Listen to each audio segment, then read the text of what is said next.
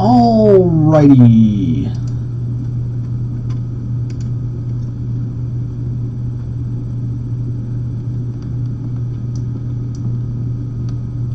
So, or not, we're back, and I have no clue what happened. What? What are we doing here? There we go. Alright. Sweet bejesus.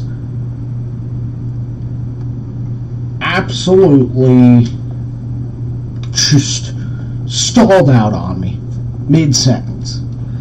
Alright, so while we try and get the 7R here, let me figure out where we were here.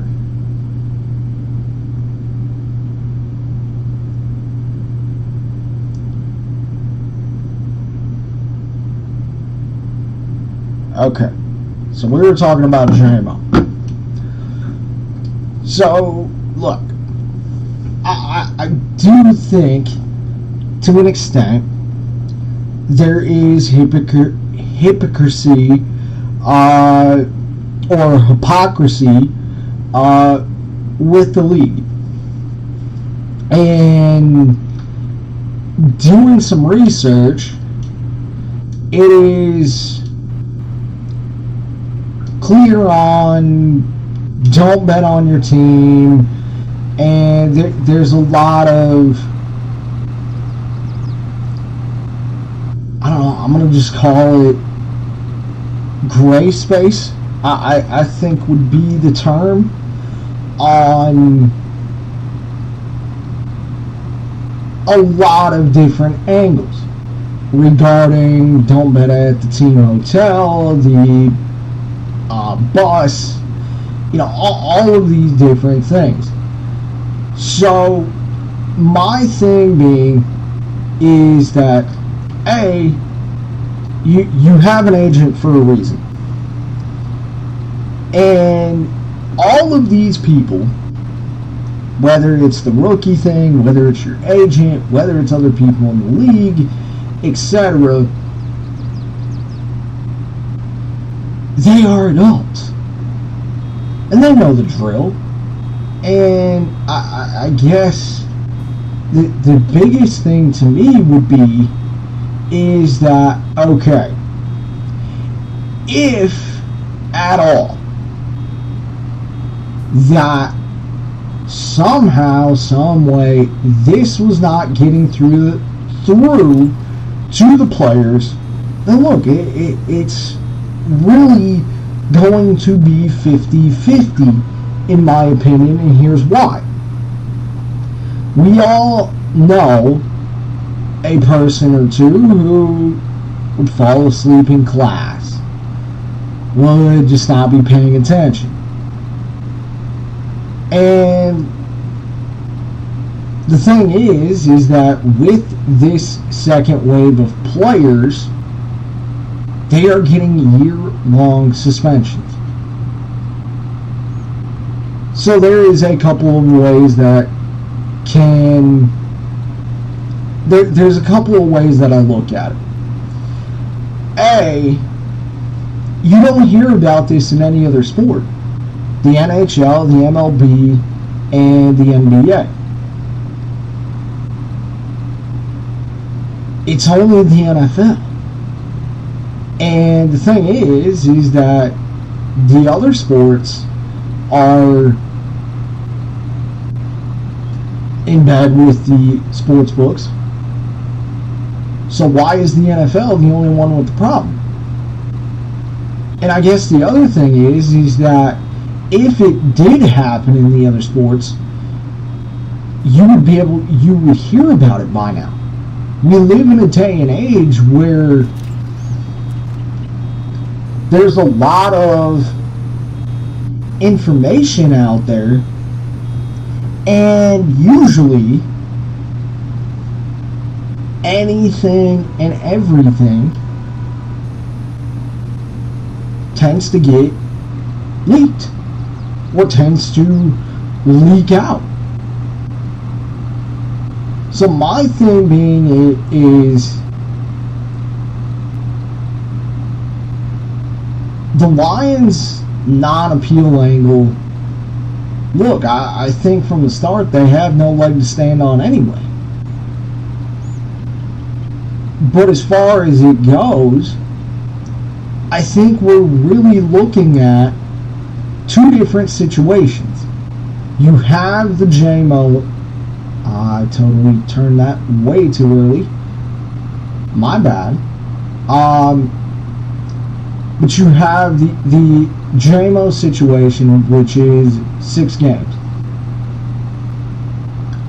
And again, as I told you, in fact, a video coming out this week, I'm going to go over the biggest headlines for this team. The thing is that, look, very, very simply, JMO's out for 6 games. And according to reports, it wasn't even on football.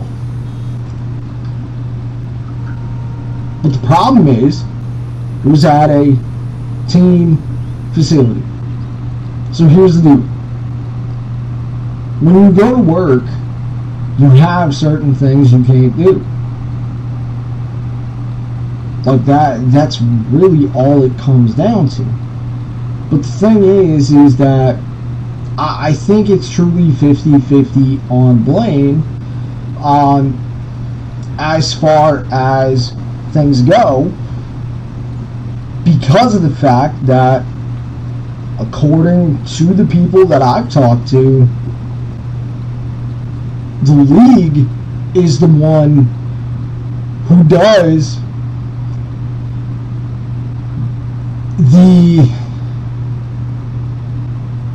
education on what you can do, what you can't do, etc.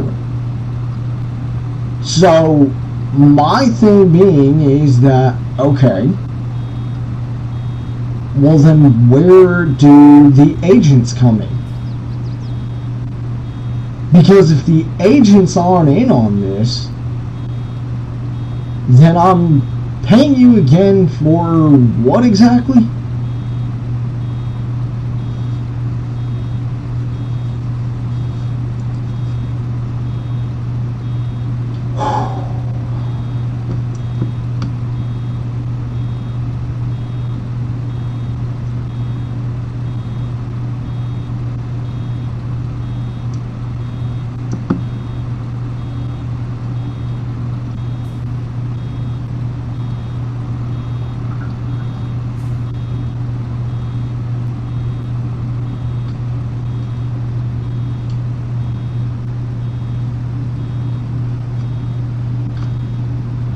Come on.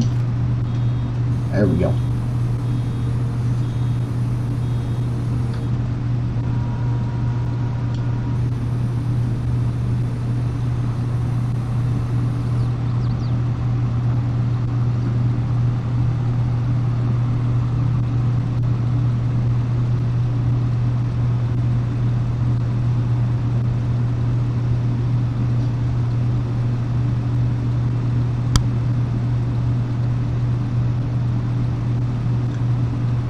And the other thing being is that I think regarding Isaiah Rodgers, I think the biggest thing is that, look, it attacks the shield. You've got this guy placing 100 bets. And according to multiple sources, multiple people, this is on team property. Okay, well, if that's the case, then this is a whole new situation. This has truly nothing to do with Jameson Williams because of the fact of, again, J-Mo didn't even bet on football.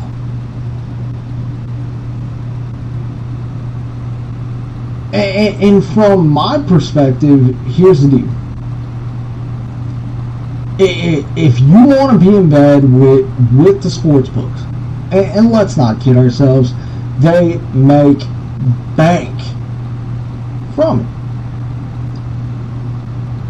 But at the same time, then there has to be rules set in place for the fact of, look, if you bet on this, you're gone for the year. I truly think there's levels to this, but I don't know that the league would admit that. I really don't. I really don't know that the league would admit there's levels to it, because I think you're looking at two different, two very different cases here. And the other thing is that Isaiah Rodgers bet on his own team. And again, it says a handful. So we don't know the other names yet. Watch, it's probably going to be like a Friday news dump. My only thing being, no more Lions. No more. Because if there is, then I promise you, ish is going to hit the fan. I am going to come on here and I'm going to see red. And I will eviscerate that player. Because the team has already been affected. Again, you're missing J-Mo for the first 6 weeks. He can start practicing after week 4, and he's probably not coming back until week 7. And he is going to have to hit the ground running. Point blank. The other thing that I find interesting about this, that I have not seen any more reports on, is the fact of that the Lions are the only team to have low staffers involved in a scandal like this. Now again, if there is other teams that I've missed, shoot them in the comments, because I would love to read those reports. But as far as it goes, look,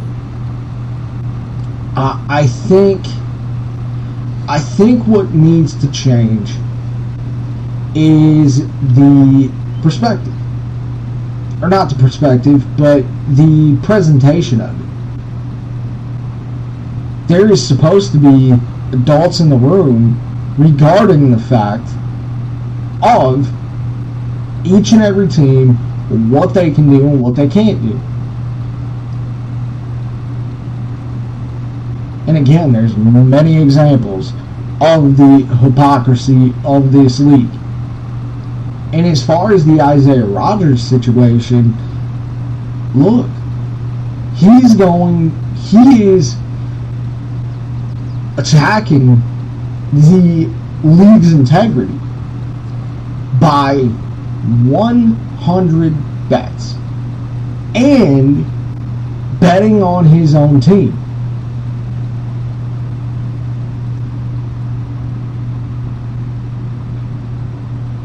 That's attacking the shield. And as we all know, by NFL standards, it is protect the shield at all costs.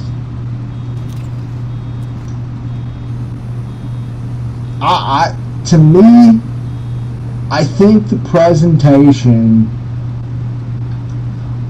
needs to be changed.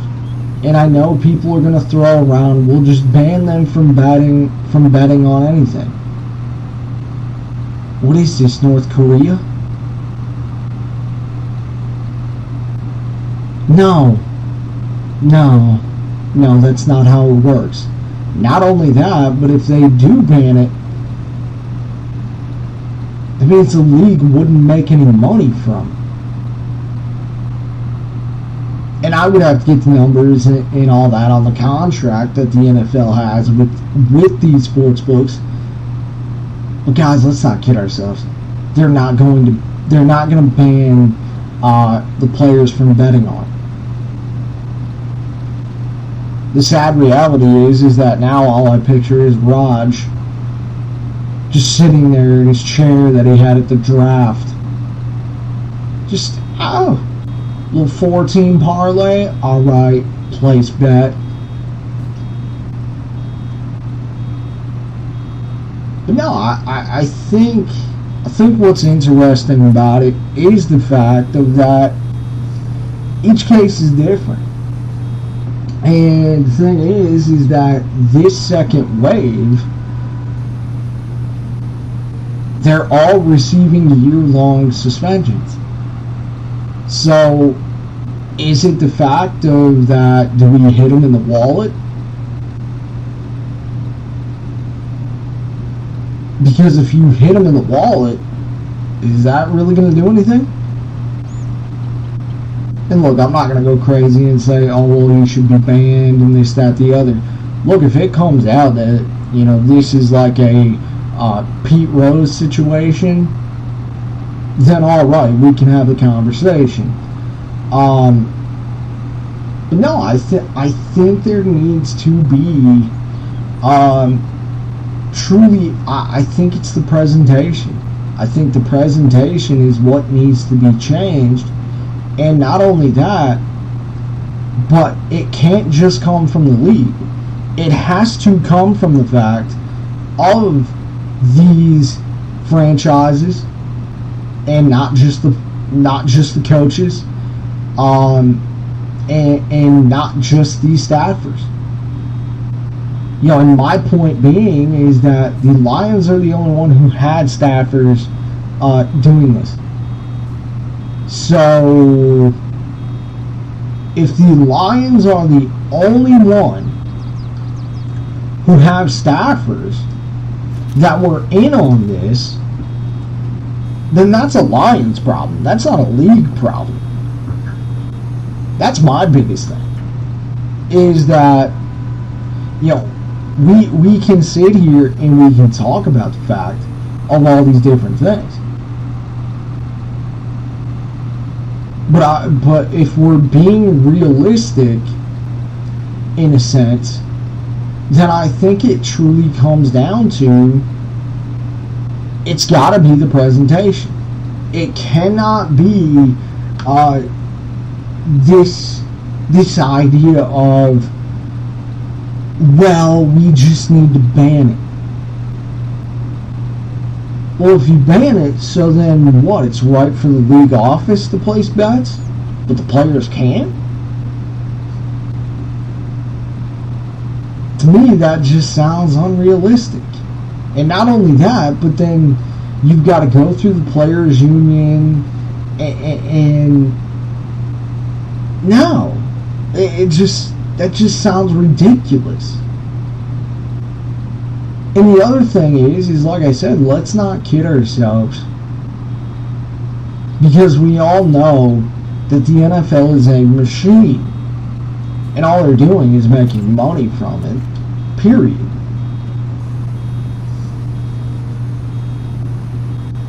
So look, if you got thoughts on it, would love to hear it.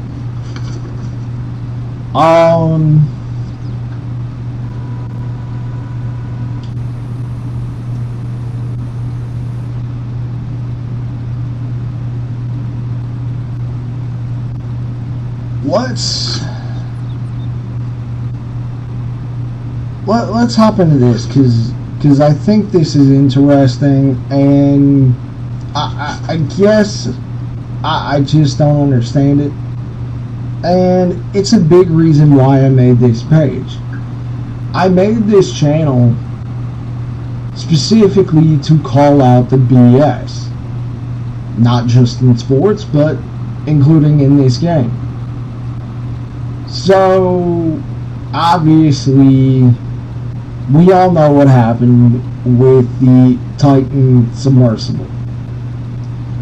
And now it's become a mod, not just in FS, but in GTA. Here's the dealio. My thing is that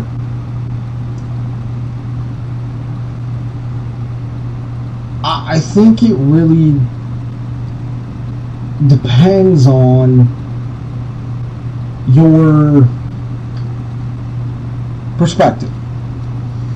Your perspective of what happened and really just everything involved.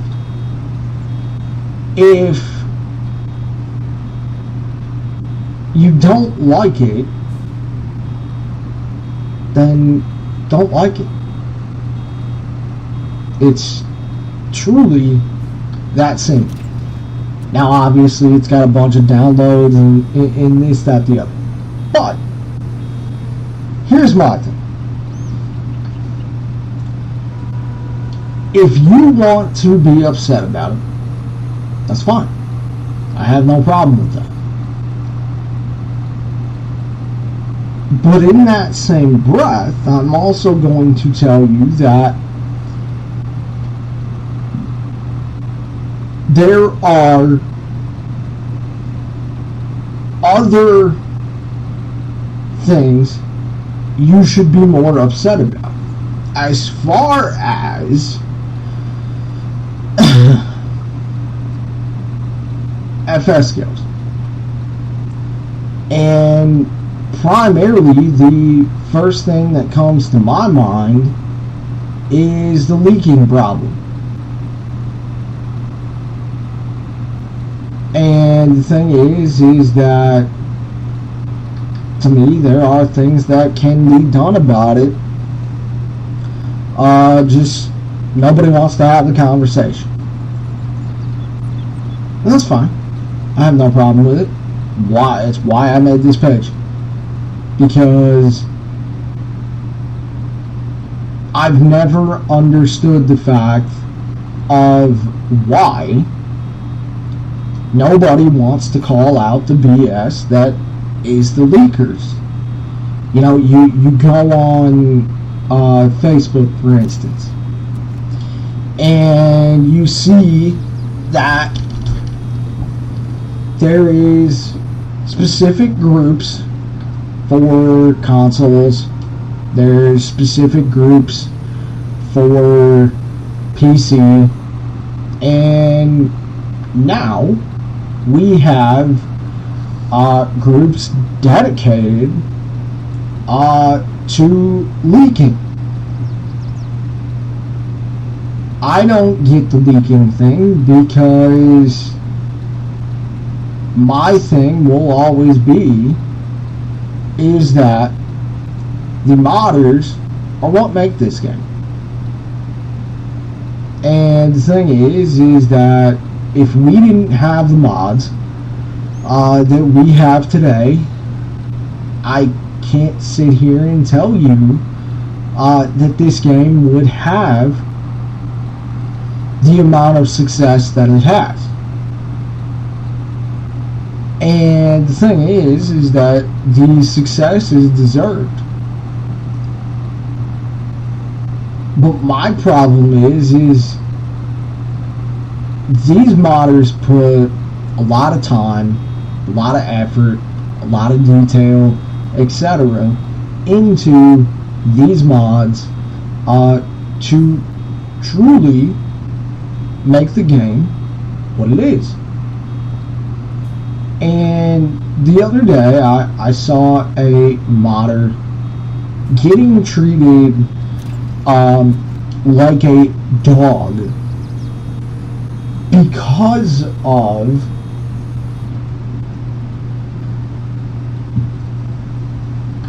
specifically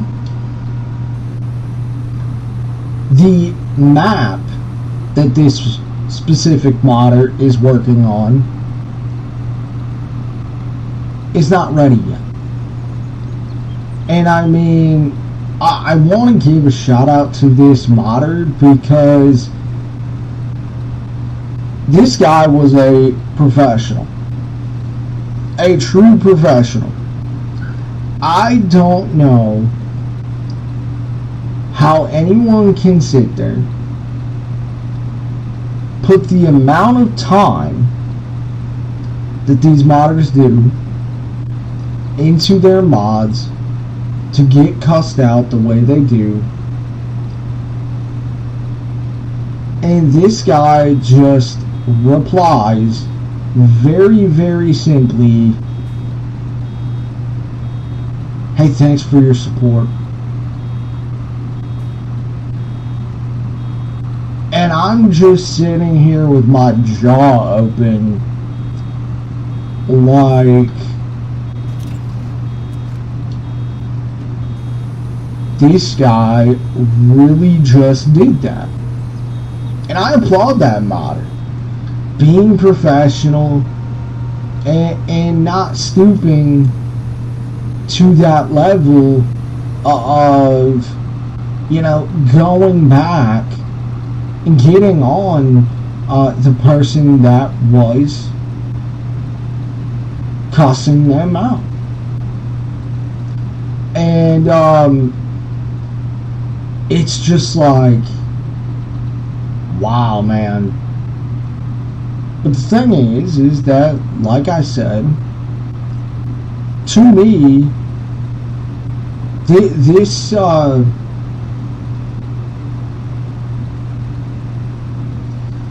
it's truly about the modders, in my opinion.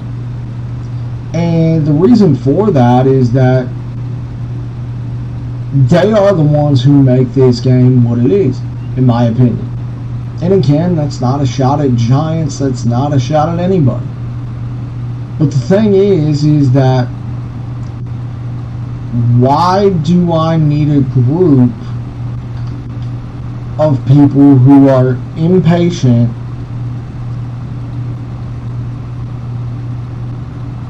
specifically for leaking? I don't need that. We talked about it, what was that? That would have been, I believe it was last week, that Gear Wrench modding and edits, their first gen was leaked.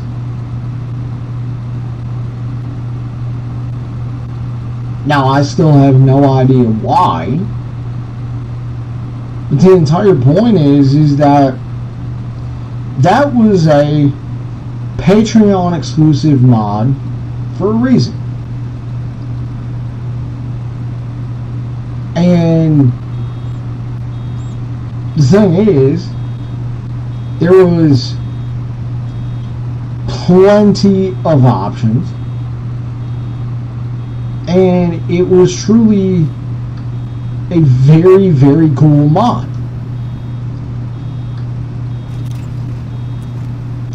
So it needed to be leaked again. Why? I guess I'm just not understanding why it needed to be leaked in the first place. Because my thing being is that, look, if at all, that to an extent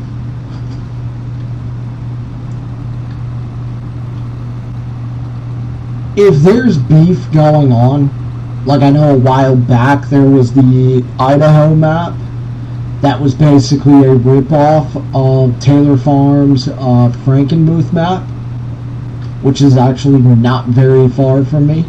The entire point is that it was a complete ripoff. So why are we manufacturing beef again? I guess I'm not understanding it. And on top of that, these modders put in a ton of time. And not only that, It's not just their time, but they are even in this financially for specifically the models. So tell me again why I need a group. And I guess what's even funnier to me is the fact of that all of a sudden these groups continue to pop up. And on top of that, there's many of us who are on Discord. If you're a leaker, help me understand why you have to hide in these group chats that are now a thing on Facebook Messenger. Explain to me, why do you need to hide in Discord?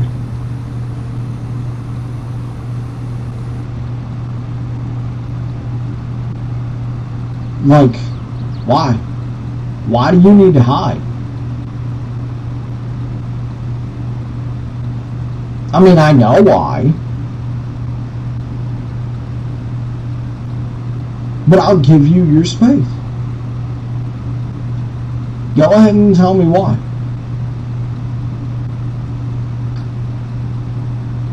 And as far as it goes, Gear Wrench is a proud partner of Farming and BS. And Farming and BS is a proud partner of Gear Wrench Modding and Edits. And on top of that, Farming and BS stands behind the modders, period.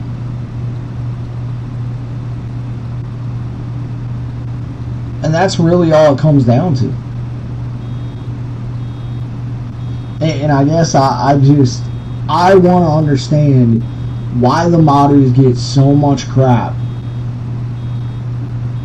when they're the ones who help us. You know, and the other thing is that, you know, they help us on top of the fact of that they also help out the fact of content creators. They help out each other. They help out other pages.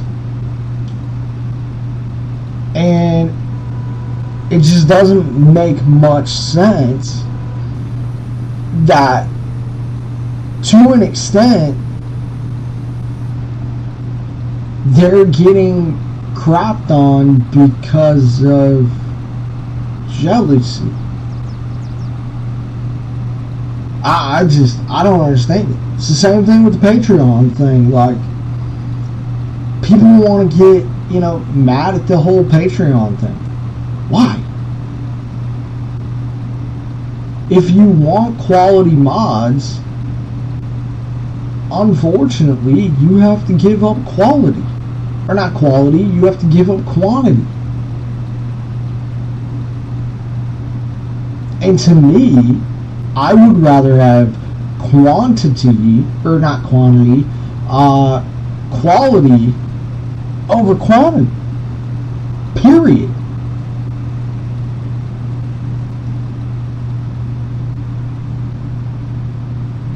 And I think if we just worry about quantity, then where is that going to get? Not really anywhere is the problem.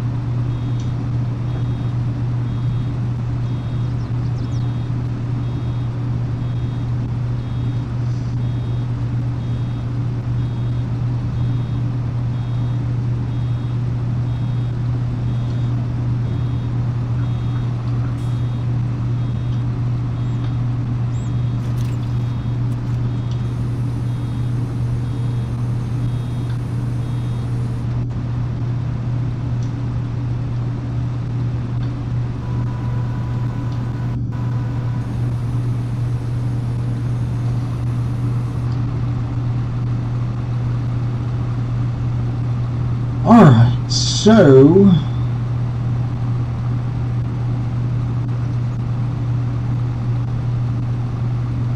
I honestly thought this was going to take a lot longer than I thought, but we're actually getting through it pretty well.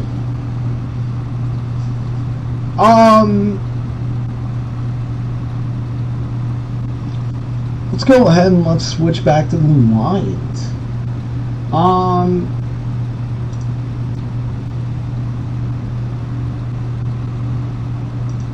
Just because of it's truly about a discussion piece. And the thing is that you can be willing to, well, take it a step further. So I've actually been wanting to talk about this for really some time now. That, of course, being Lions win total. For the longest, I've been saying they're going to win this division, and this city is getting a home playoff game. And look, their number is set at 9.5. For me, my baseline is 10. Anything after that is just a bonus. I think this O-line is going to take another step.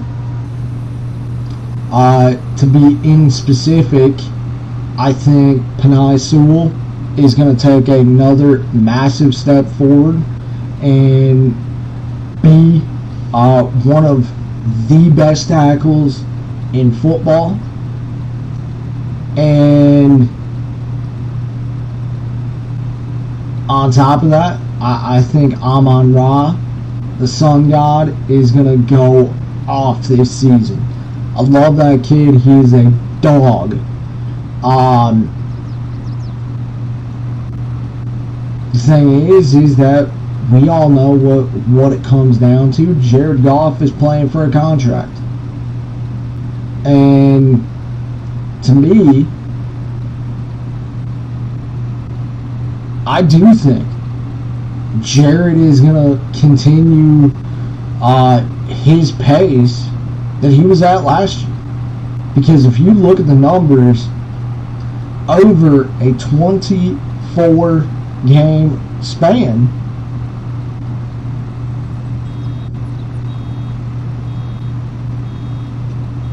he was second to only Jalen Hurts in the NFC. And I think bringing Marvin back, I think truly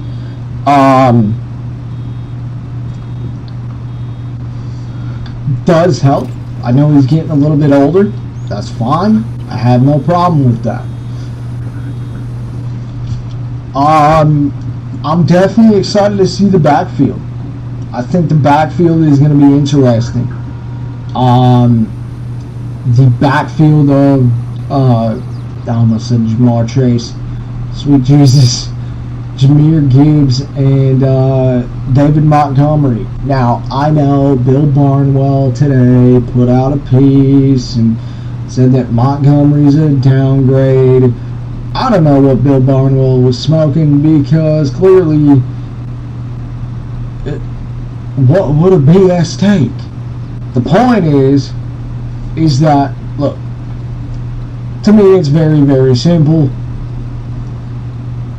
Monty is an upgrade. He is. He's gonna make guys miss, and not only that, but the kid is elusive.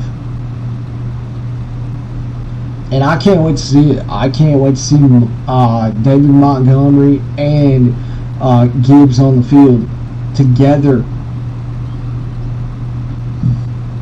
I do think Jahmyr Gibbs is going to add to the passing game. I think he's also going to add to the running game. He has that home run ability. I'm interested to see what Vitae is going to do.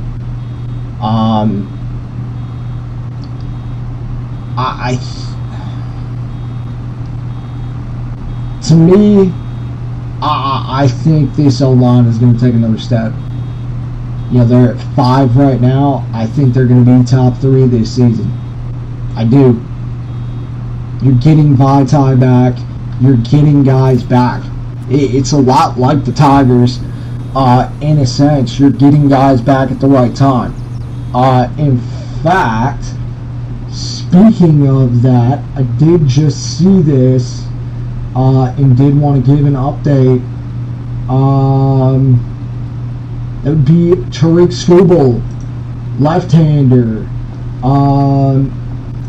will make his next minor league rehab start for AAA Toledo on Wednesday.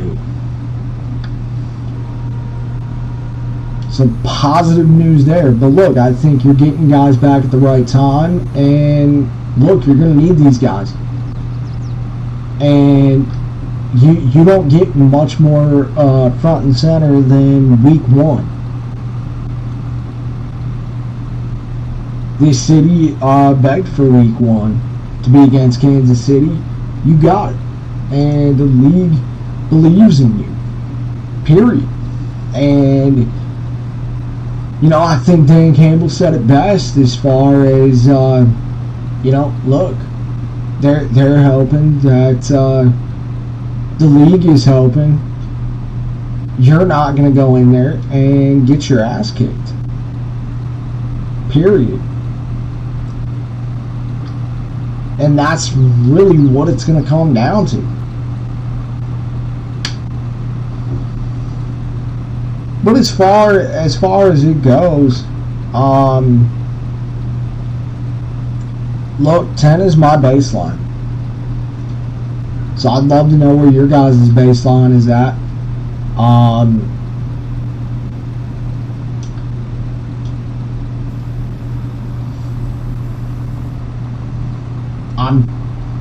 I'm definitely going to be looking at the over.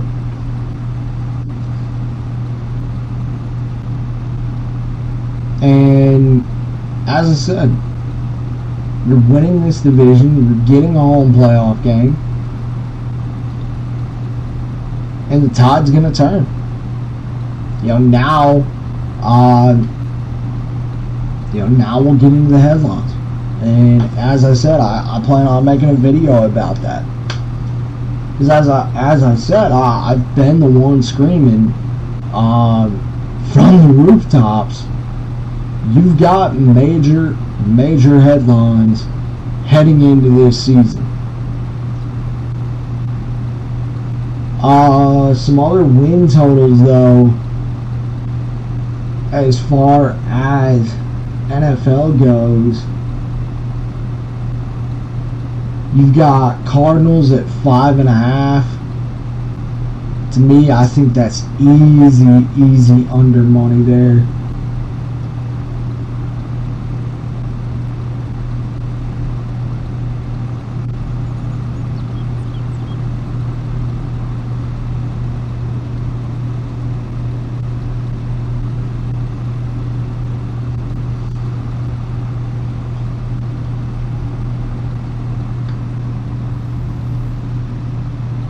Alright, so now that we're down to this, I think after this, well, we still gotta do my place, but I think we'll get to the next day, and then we can end up doing my place, so.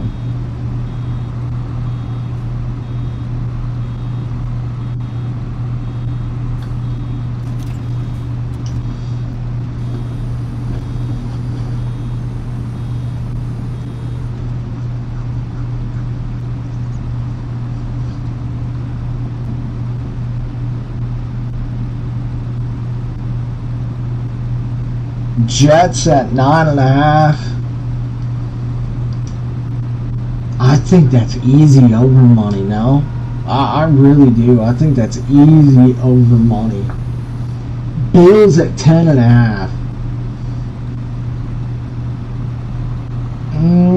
I gotta tell you, I think with the Stephon Diggs situation, might have to go under on that one.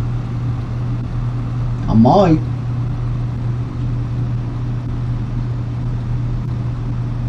It's not a shot at Bills fans either. It's just a very, very interesting situation, if you will. Eagles at 10.5.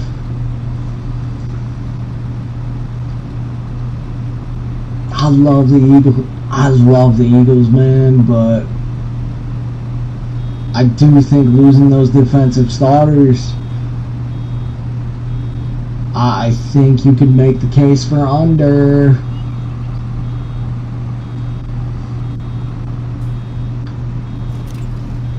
You've got Niners at 11.5. I gotta be honest with you, I might take the under on that one too, depending on who the starter is. And I think this is the year that Seattle challenges. And then, of course, you've got Bengals and Chiefs at 11.5.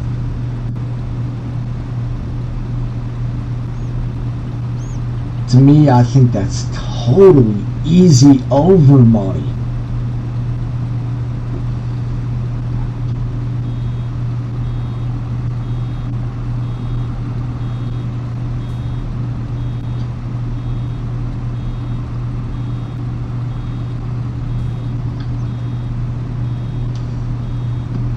Alright, let's see here.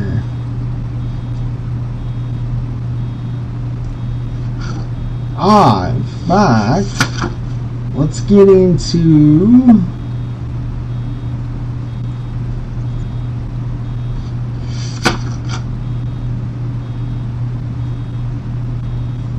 this, because this was a very interesting conversation, and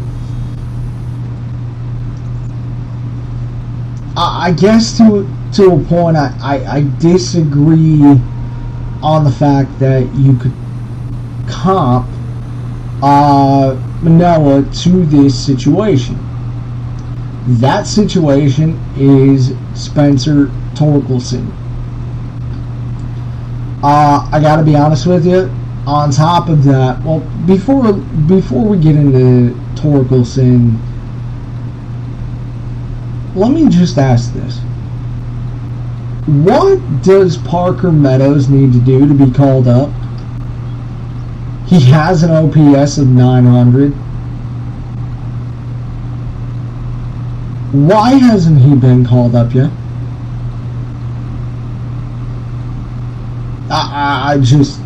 Why was the move Nevin? Nevin was hitting 140 in his last 15 games.